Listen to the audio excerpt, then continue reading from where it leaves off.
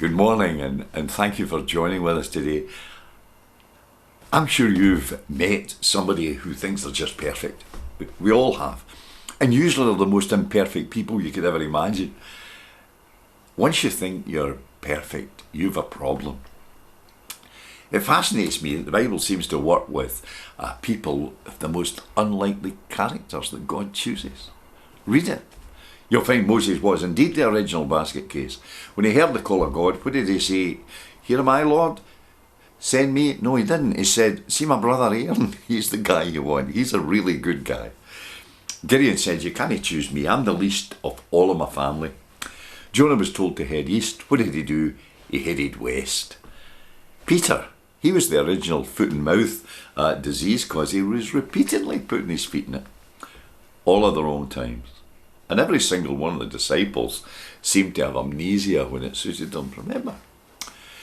As Tevye on the musical Fiddler of the Roof said, Lord, I know we're your chosen people, but couldn't you choose somebody else now and again? Because again and again, God seems to put his trust in flawed characters. The story is told of a young man in a junior executive capacity at IBM many years ago. He went out on a limb and to support a venture and lost the company a huge amount of money.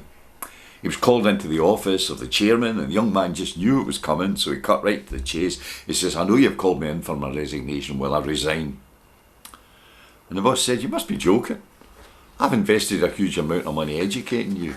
I can't afford your resignation. I wonder if the disciples looked back on that last week of Jesus' life and realised how badly they had failed him. They had fallen asleep in the Garden of Gethsemane when they should have been praying.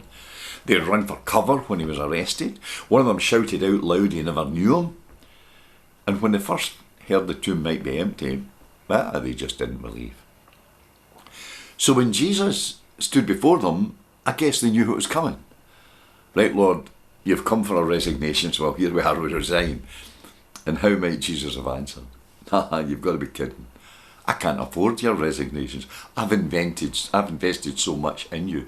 Right now, actually, you're all I've got. And that pretty well sums it up. Listen, the church is not perfect. I know that. Ministers, priests, pastors, they're not perfect either.